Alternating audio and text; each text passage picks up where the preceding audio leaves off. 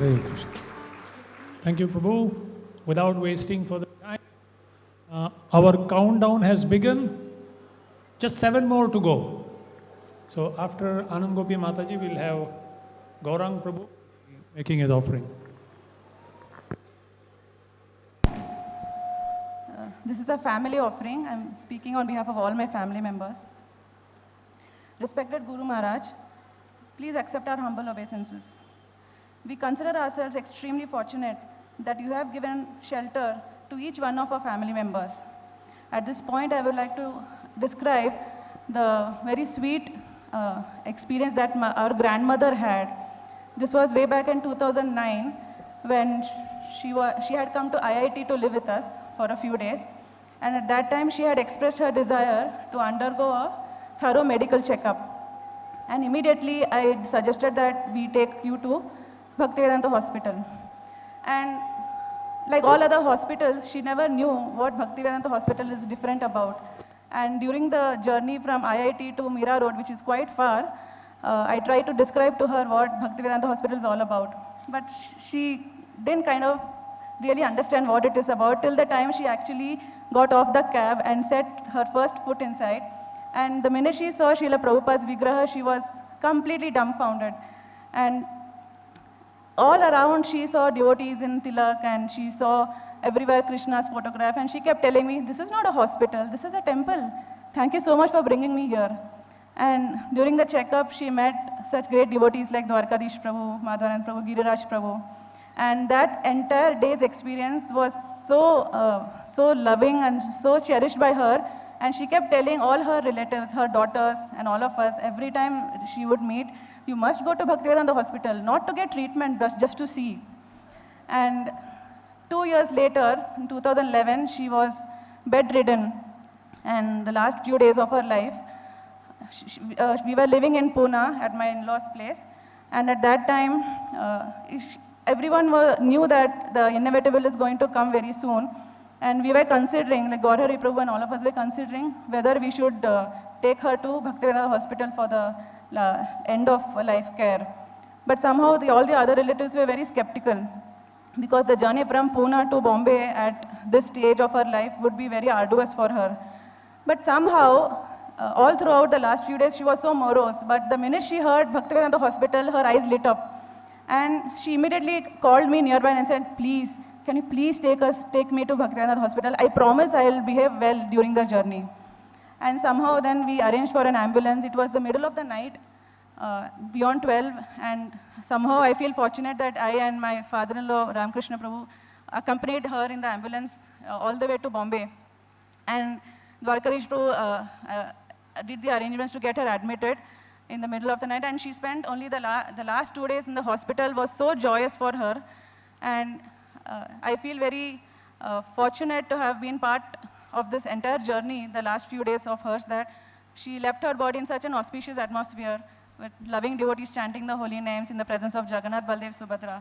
And I really am grateful to Guru Maharaj for having given us the Bhaktivedanta Hospital and his dedicated disciples who are giving us their loving care. Your mode of maintaining a family spirit in the temple has inspired us to stay together as one strong family. Another instance I would like to share from my father's life. Way back in the year 2000, he was hardly 53 years old, and he suffered a massive heart attack. And at that time, I had not even completed high school, and my brother Kishorinath Prabhu was studying at IIT. And only me and my mother were at home. And when my father had this massive heart attack, we were actually, the first time I actually saw somebody suffering so much. And the only people whom we knew at that time were Sri Dama Prabhu and Kishori Mataji.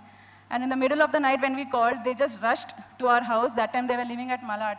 And I still remember my father could not even keep the first step after getting up. And Sri Dama Prabhu actually carried him like a baby to the nearby rickshaw and took him to the nearest hospital where he could get immediate care.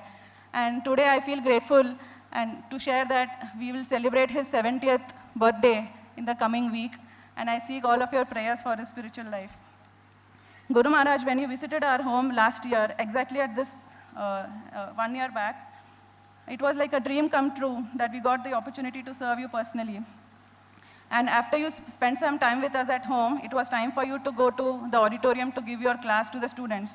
And all of us accompanied you, but unfortunately, because I had to take care of our younger daughter, because she was not well, I could not hear your class.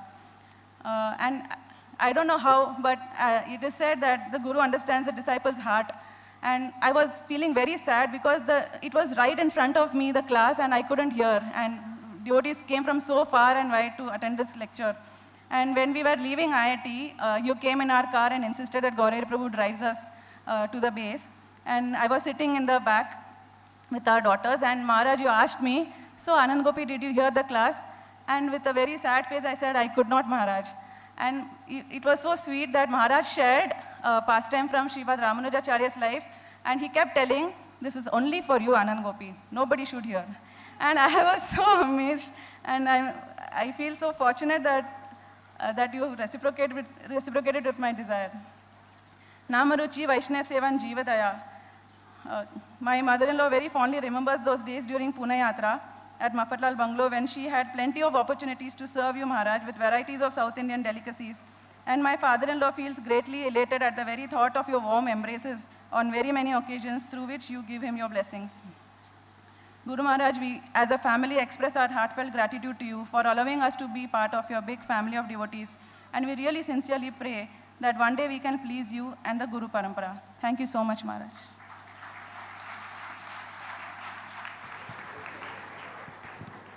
Thank you, Anand Gopi Mataji, for helping us understand the importance of the hospital and the projects, which we generally have a tendency to take it for granted because sometimes we see from too close and therefore we may not be able to fully appreciate.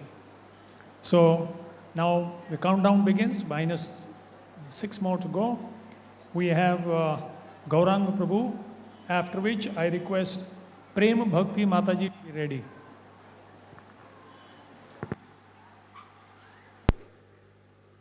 Hare Krishna. So, Giriraj Swami Maharaj once asked Srila Prabhupada, what is the duty of a guru and what is the duty of a disciple? And Srila Prabhupada very beautifully explained that a guru's duty is to serve Krishna and a disciple's duty is to assist the guru in his service to Krishna. So this is a very simple definition of what it means to be a guru and a disciple. In the context of His Holiness Radhanath Maharaj, he has very strongly emphasized the Vaishnav culture, the Vaishnav teachings, and in essence, we can see that if you distill all of his teachings, I can bring that into 3 elements. First is, in the personality of Radhanath Maharaj, you see someone who is a very strong sadhaka. So absorption in sadhana is something which he has been teaching through his words, through his example. Second, that sadhana really has some meaning when there is the mood of a sevak, the humility of a sevak or a servant. And third is, apart from absorption in sadhana and the humility of a sevak,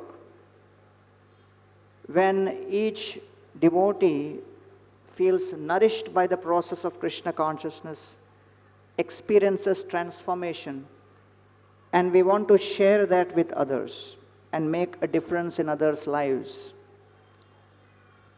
And so, we play the role of a sahayak, or one who try to assist or help others.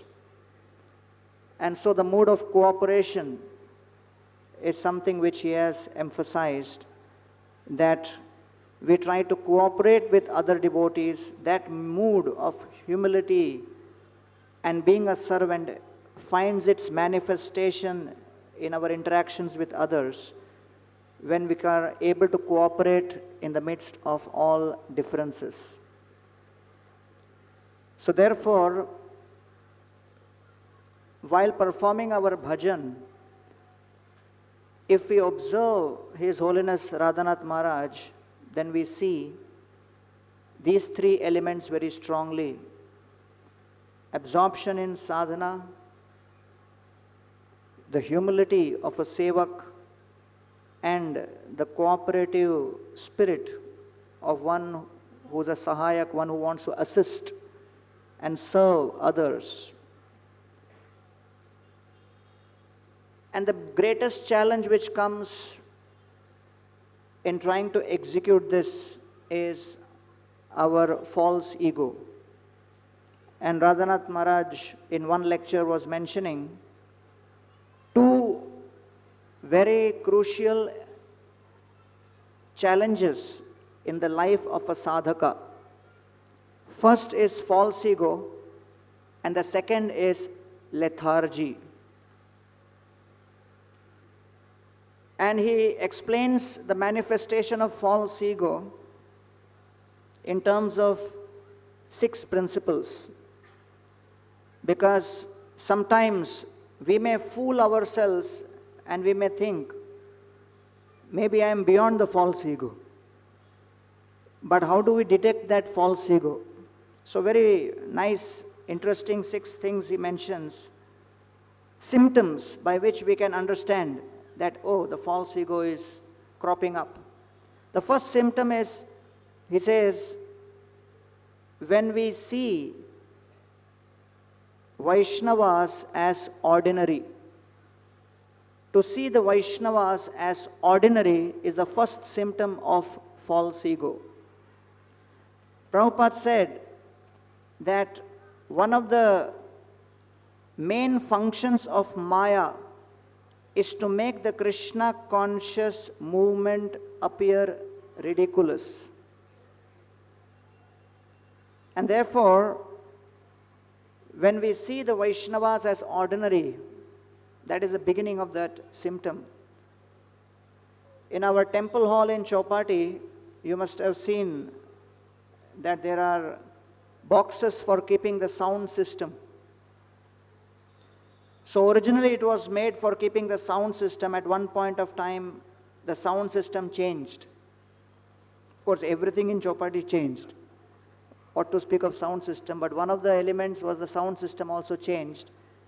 So it was no longer kept inside that box. So it came out. So then we were discussing, and the discussion came that originally that box was made for the sound system. Now the sound system is outside that box. The box is just standing there. It is taking up useful space. Shall we remove it? And then Maharaj said, at some point of time, that box did valuable service. Our philosophy is not to use and throw. But if anyone has performed any service at any point of time, we'll feel grateful and provide a place for them somehow or the other. That is devotee care.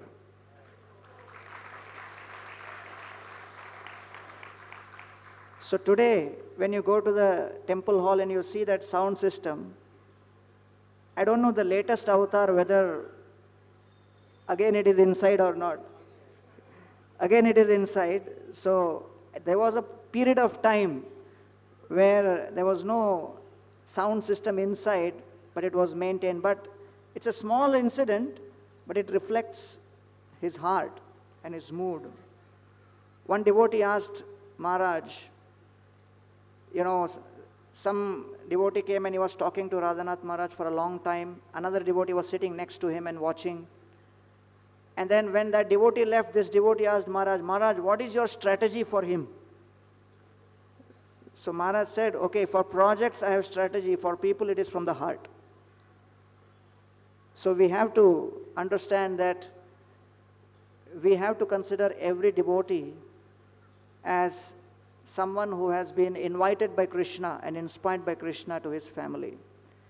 So seeing the Vaishnavas as ordinary is the first symptom of false ego, he says. The second thing he mentions in this talk is not respecting the Vaishnavas is a second symptom of false ego. And, sometimes not respecting also means that not respecting the instructions, not respecting the desires. And so in the third canto Bhagavatam, Prabhupada mentions that the greatest, the part of the body through which you can offer the greatest respect to others is the ears.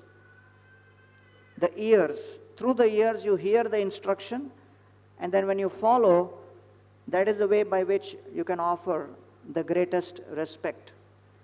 Third, he mentions, third symptom of false ego is to consider great Vaishnavas to be insignificant and consider them to be, not so important. And many years ago, when we were in Vrindavan in a yatra, so a group of devotees came led by a very senior Vaishnav, and at that point, ISKCON was having some differences of opinion with that group. And it was a very sudden situation, and this senior Vaishnav came, and there were 3-4 ISKCON sannyasis also about to begin a class, and they entered doing a kirtan, and we didn't know how to react, because officially, organization-wise, both were, having differences. And without batting an eyelid, Maharaj just got up, took all the other godbrothers with him, and they offered this senior Vaishnava a seat of honor. And then our entire yatra group sat and we heard from them. And so the culture of respecting Vaishnavas goes beyond various differences which may be there. And so it is important that we should not consider great Vaishnavas to be insignificant. And sometimes people are, feeling that maybe too much of attention is being given to people who are rich or prominent or, powerful or influential, and the common devotees are being neglected, or a feeling like that may be there. But I can tell you a story where one old lady was about to depart, and she was coming from a very humble, simple background. And when the news reached Maharaj and the request was made that you can please come and chant, or you can pray for her, Maharaj immediately rushed. And, Dayaram Prabhu was with me, and he also came along. And he was asking me, where are we going? Where are we going? And when we went to this very small house, and this lady was in her last breaths. And so Maharaj went and chanted for her, and she likes Tulsi, so they chanted Tulsi Arati. And then that morning, someone had come and given Maharaj some Mahaprasad jewelry. So Maharaj brought that jewelry and placed it upon the head of this departing old lady. And then the son asked, from where is this jewelry? And so Maharaj said, today morning devotees had come from Radha Shyam Sundar temple, Krishna Balram temple, Vrindavan. And this is a jewel which was ornament which was used by Srimati Radharani of Radha Shyam Sundar. And they just brought this morning, so I thought I'll come and give as a Mahaprasad. And then the son revealed that an year back, or a few years back, the mother had taken some of her gold jewelry and donated it to Krishna Balram temple, requesting that gold to be used for jewelry for Radharani. And somehow Radharani arranged that day the Mahaprasad jewelry came to her through Radhanath Maharaj.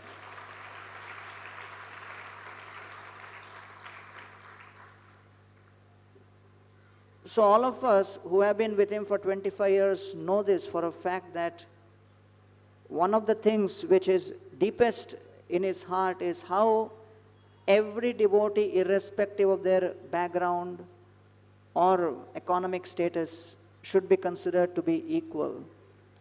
But this also means that those who are rich and influential also should not be kept outside the purview of the mercy. So therefore, this is the third thing, to consider great Vaishnavas as insignificant. And so if you come to the Govardhan Eco Village, recently, next to Govardhan Giriraj, he has created a beautiful Vaishnav Memorial. And way back in 2005, 2006, he was talking about this to me in Chowpatty, in our Vrindavan forest, and he wanted to make a Vaishnav Memorial there. But somehow that got postponed. But one thing is, when he has a dream in his heart, he does not allow time to erase that dream. Time may pass. The dream may or may not get fulfilled today. But he dares to dream, and he continues to dream, knowing that this is the right thing to do. And therefore, finally, when the right occasion came, he has now created a beautiful Vaishnav Memorial, and it really melts the heart, because that's what Jiva Goswami called as Vishwa Vaishnav Rajya Sabha, where beyond cutting across all boundaries of various organizations and backgrounds, but so many Vaishnavas, you will see them together. Then the fourth principle is that the false ego many times makes us judgmental. So we should avoid judging people, judging circumstances, judging a certain situation based on how it looks in the present form, and go beyond that. And Maharaj says, when you have a heart of compassion, you are simply concerned about serving and not judging. And therefore, serving is the mood of the Vishnu Dutas, and that's what we should try to accommodate. One devotee was traveling with Maharaj in a car, and then there was a billboard, and he saw there written, "Hit the bull's eye." Some product was being advertised. And Maharaj said, what a cruel way of defining success. And this devotee couldn't understand. He said, Maharaj, what's the issue? And then when he reflected, he realized, we are so used to hearing this, hit the bull's eye, but if you understand, it is a very, very cruel way of traumatizing a bull. And so, we need a compassionate heart of a devotee who can remove the dense fog of illusion, because of which many of our accepted norms do not appear to be ugly to us. And so we need that Vaishnava intervention to be able to see, wow, this doesn't make sense at all, although it has been accepted in society since long. And so then fifth is, we consider, due to the false ego, some Vaishnava or other people to be our enemies, because they act as an obstacle to our profit, fame, distinction, and adoration. This is another symptom of false ego, that we should not consider someone to be our enemy because they act as an obstacle to our profit, fame, distinction, or adoration. So one time he was driving at night because they had a very important program, and everybody was trying to tell him, please don't drive at night. But then Maharaj was really desperate, and Maharaj asked the driver, are you confident? And the driver said yes. And then Maharaj told him, if I die, there is no problem, but this laptop is having the entire transcript of what I have written on the journey home so far, and if this crashes, then the world will lose a major opportunity to learn things. So I'm more worried about this than me. So definitely the driver could not sleep next 2 days. So we have seen during the writing of the journey home and the journey within, every single word he has typed, and he did not have the luxury of sitting at one place and finishing the book. Most of that has been done on the go, traveling in front seat of the car with the laptop on his lap, the car moving back and forth. But you see him, he's absorbed, he's focused. Sometimes the car would reach the destination. People are doing kirtan outside waiting, but he's still wanting to complete a certain section and not lose the chain of thought. Complete that, close the laptop, and then come out. And so therefore, we can see that when we consider ourselves as instruments of service to society, then the mood of compassion can actually manifest. Like at a traffic signal, he always insists, give prasad. So many years ago, Garud Prabhu was driving, and Maharaj asked, where is the prasad? And the prasad was not there. And then somehow, someone had some money, and so he gave the money. And then Maharaj looked at the driver and told him, next time you don't have prasad, we'll give away your clothes to him. Make sure you carry the prasadam. And therefore, when we are acting on behalf of the Guru Parampara, we are acting as instruments of giving and sharing. And so there is no question of looking at anyone as our enemy. And the sixth principle of false ego is, it does not matter whether I am right or you are right, or I am wrong or you are wrong.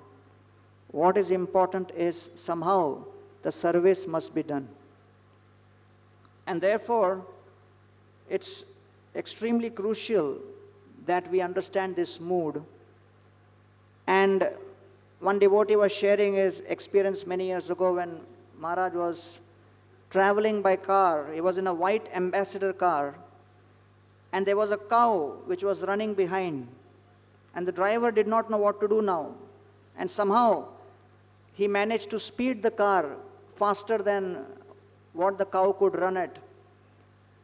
And he thought that, yes, he has solved the problem. The cow is left behind. But Maharaj said, stop. Why is this cow so desperate? I want to understand. And so they stopped the car. Maharaj came out. And then when he came near the cow, Maharaj embraced the cow and started caressing the cow. And the nearby people, they told that recently that cow had a calf, and that calf, while crossing the road, had been hit by a white ambassador. So whenever that cow sees a white ambassador, it tries to chase that white ambassador, thinking that maybe my calf is there. So Maharaj spent time giving support to that cow for a few minutes, and then finally he got inside that car and moved on. And finally, we can see that even if it is a cow, one may just neglect and move on. But when there is compassion and care, you cannot tolerate the pain in the heart of others, which is the core principle of compassion. And therefore, it's important that we, as disciples, try to imbibe this mood and try to overcome the false ego, which is represented by these 6 elements. And then we are actually able to be in the mood of the servant and inspire others. Like one of the great rock stars, George Harrison, somebody very close to him had recently visited the Eco Village this year in February. And very high profile person.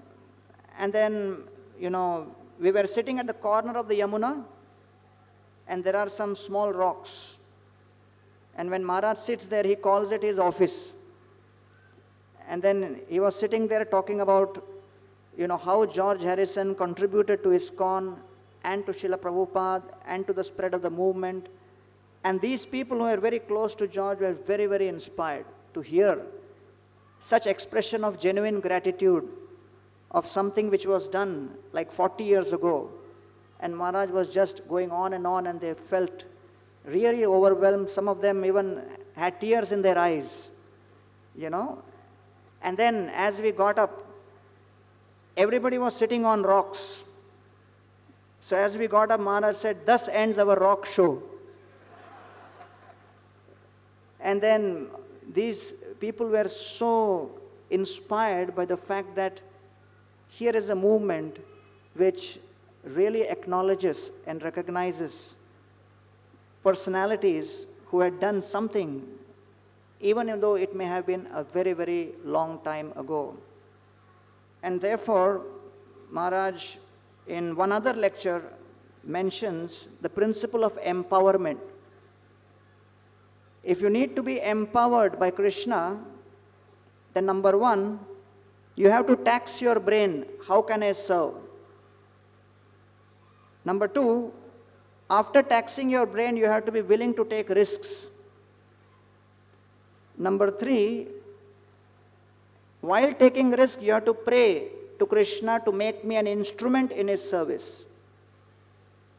Number four, then Krishna starts unfolding the miracles. You must have the patience for Krishna to unfold his miracle. And then fifth, then we can be a spectator witnessing the amazing glory of Krishna's miracles being manifested in front of us.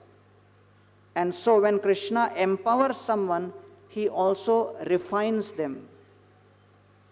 And sometimes the way Krishna decides to refine our desires and our intentions may be inconceivable to the human brain to understand. And so when things do not go according to our plan, we may feel discouraged.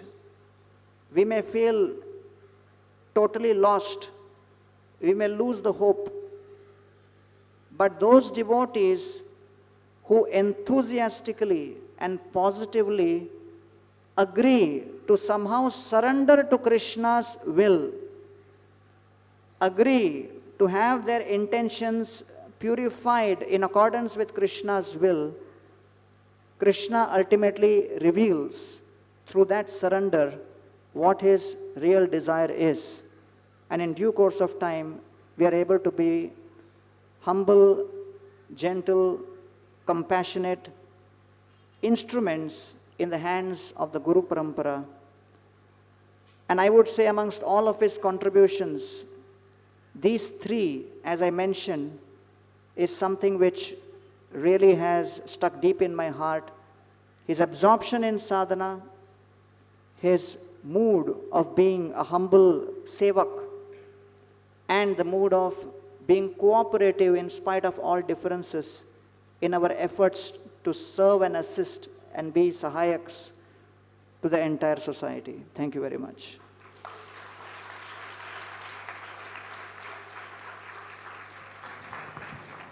Hare Krishna.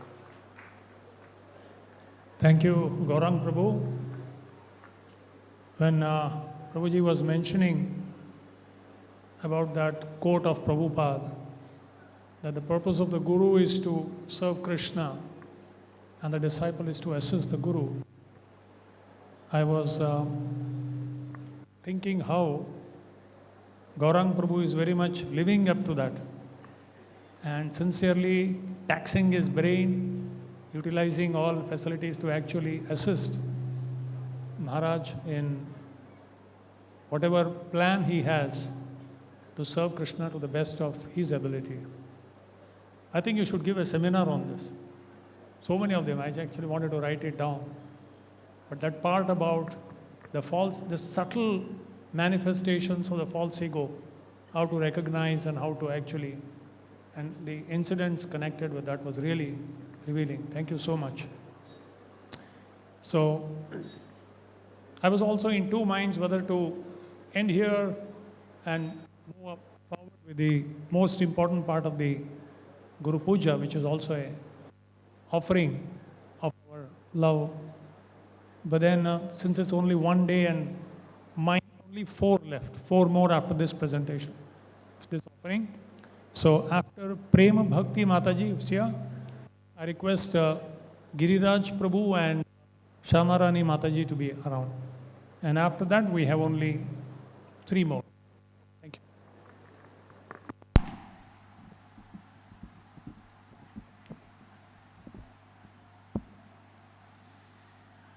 Hare Krishna.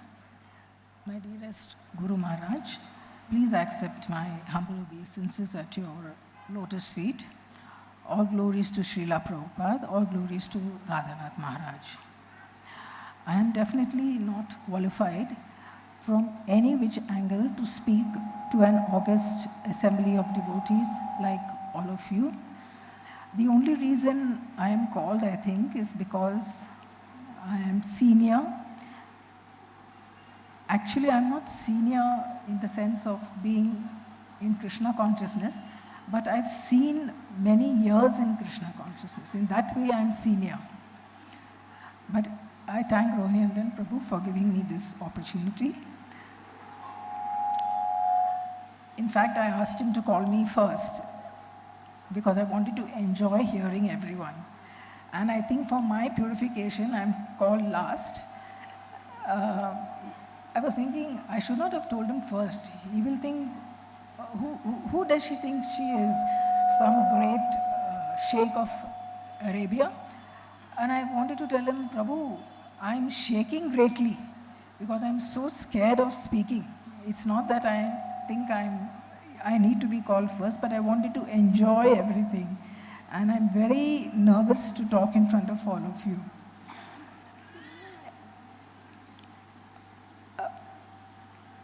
I was hearing this lecture of Shikshashtakam Prabhu. He was talking about the greatness of Krishna versus Krishna's sweetness. And listening to that lecture was pure nectar. It was like drinking nectar through the years.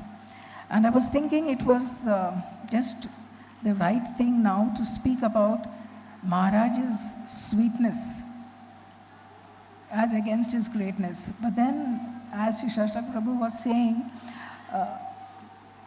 Krishna's greatness is his sweetness. And I can say that with full confidence that Maharaj's greatness is his complete sweetness.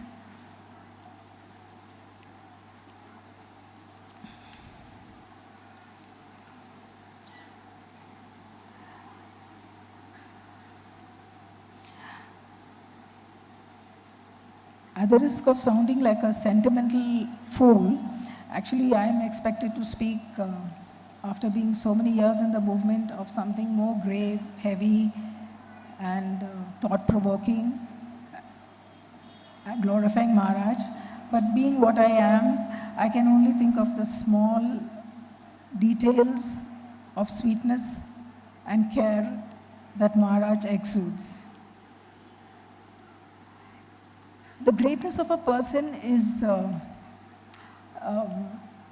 how he can go to the level of any type of person, whether he is the smallest insignificant person or the greatest of devotees. He can reach out at their level. I was told once, what a great boss I have. Somebody told me, he can reach out and speak even to the watchman so nicely and relate to him. And I think that quality Maharaj has to the fullest. He can reach out to everyone at their level. He doesn't expect anyone to come to his level. Once Draupadi Mataji was telling me how she said, Maharaj is so great. When he sees my daughter, once he said, he looked at her and he waved out to her. And she was so happy. And I was thinking, Maharaj waved out to her, he waves out to everyone, to many. Of course, he wouldn't do that to the brahmacharis, maybe like Gaurang Prabhu, and you wouldn't find him waving out to them. But he waved out to her a simple gesture. But that simple twist of the wrist was like also opening the key, opening the lock to her heart. And she was fully taken up and enamored by it. Similarly, my son,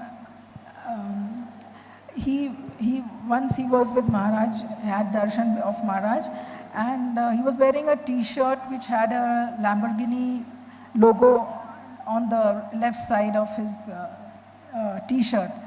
And as usual, children, like he didn't know what to say to Maharaj, but Maharaj was so sweet.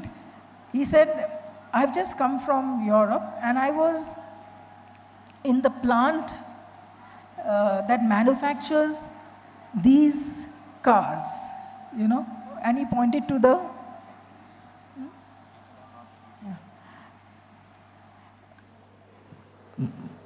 point to the,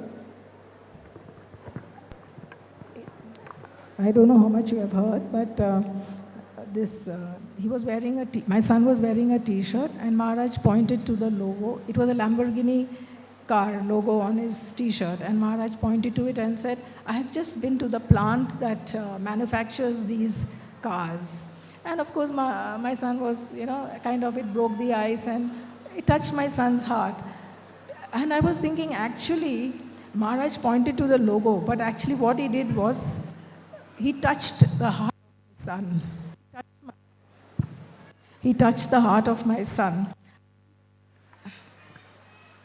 So these are the small gestures which really endear him to all the devotees.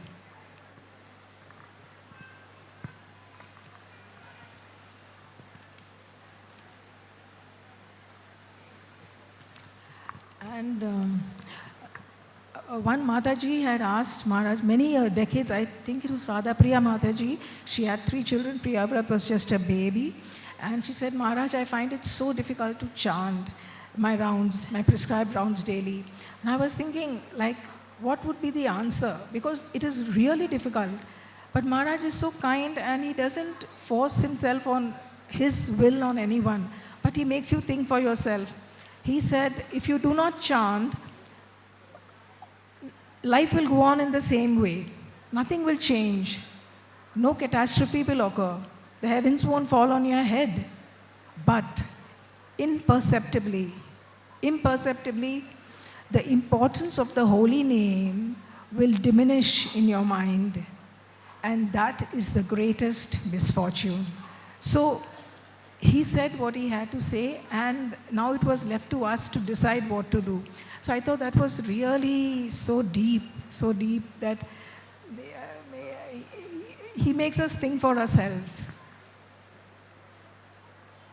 Once, many years back, Maharaj he was praising how he praises everybody. He said, you are doing so good, you're a nice devotee. And I thought, no, I must correct this. So I said, Maharaj, actually, you know what you are saying is not true.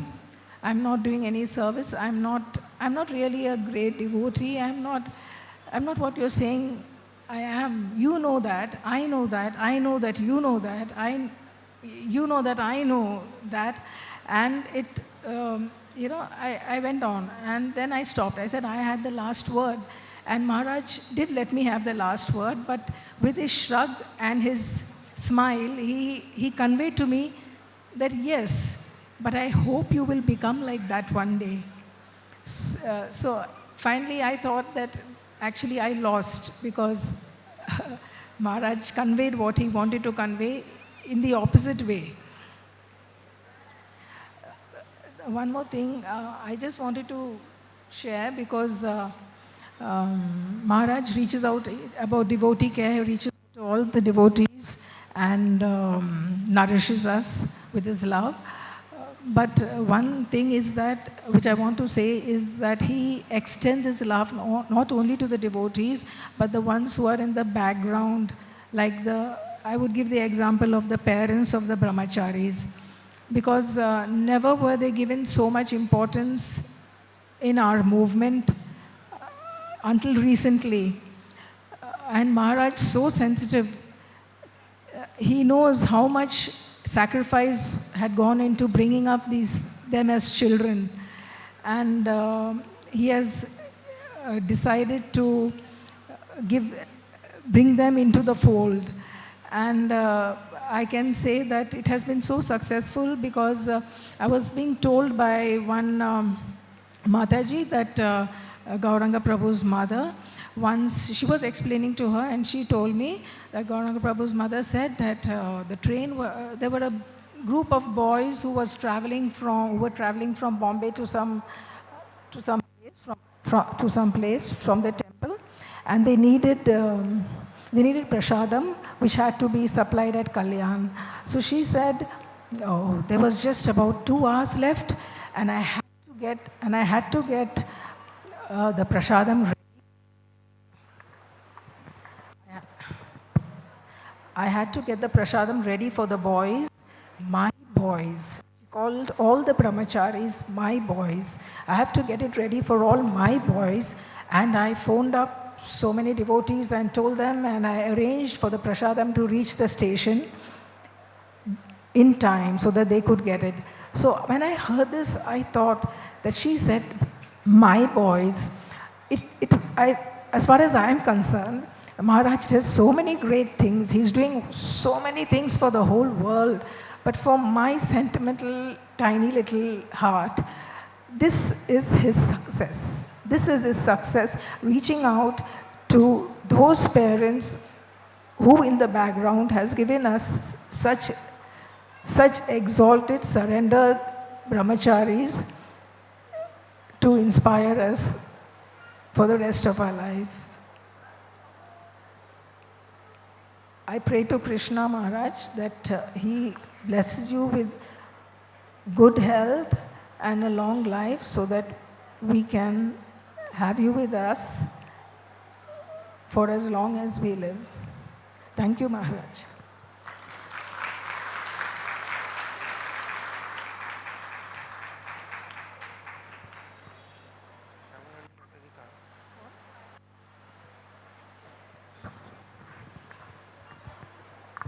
Hare Krishna. Prem Bhakti Mataji was talking about respect for the parents that was inculcated by Maharaj. I remember when I just joined few days later, when she was married, at that time Radha Krishna Prabhu and Palika Mataji were sitting for the marriage as her parents. And her mother was sitting behind on the chair. And after the marriage, the person who was conducting the marriage said, you should go and offer your respect to your parents. And she was getting up to offer to the parents who were sitting for the marriage. Mother said, no, first go and offer to your mother. And that was thing that completely touched my heart. So this is something different I had, because I had heard something different. You know, which parents in the 84 lakh species, which parents are there? So after that, this was like a very touching part. Since it's almost coming 2 o'clock and the Guru and this Vyaspuja is complete, when we offer our devotion in the form of flower petals at the feet, and it's getting late and some of the Varishta Vaishnavas and children are also getting restless, we have decided that Giriraj Prabhu's presentation will be the last, and after that we will have Pushpanjali, and after the Pushpanjali the Varishta Vaishnavas can go first and others can join later, so that there is no rush at the temple, and also the devotees are requested to go from the front entrance only. Hare Krishna. Hare Krishna. Since it's very short time, I think we both will speak. Myself only I will speak. One small incident. His Grace Krishna Chandra Prabhu's father's book, Life Lived with Grace, there is one beautiful statement which says that when help is given, when it is most needed, then it becomes most valuable. In 2011, in the evening 6:30, I got a phone call that there is a train bomb blast, come immediately to hospital. I reached hospital. In the darkness of the changing room, I was literally shaking because I know what it means to be a bomb blast in a crowded train. And while changing in Operation Theatre clothes, I was praying to Guru Maharaj and Srila Prabhupada, please, please give me the strength so that I don't let you down. And then from 6 o'clock till 2:30 in the morning, we saw the most cruel form of human mindset. Bodies were torn apart, blood was flowing everywhere, people were dying in front of us. And at 2:30, when I came down from Operation Theatre, my heart was completely numb. I had no feelings. But when I came down, I saw devotees were taking care of society at large with so much of compassion and care. Guru Maharaj, this form of Bhaktivedanta Hospital, which has been an instrument of your compassion to the masses who will never come to Bhaktivedanta Hospital. And that particular incident of 2011, that your compassion in the form of Bhaktivedanta Hospital changed the outlook of society at large to our hospital and our movement as well. Before we end, Maharaj, we would like to pray that our mind is also full with minefields. Anytime, anything can blast in our mind and which can destroy our Krishna consciousness. On behalf of my wife and myself, we pray to the devotees and to Guru Maharaj that please protect us through your love, affection, and care. Thank you very much. Hare Krishna. RG Media YouTube channel. Like, share, subscribe.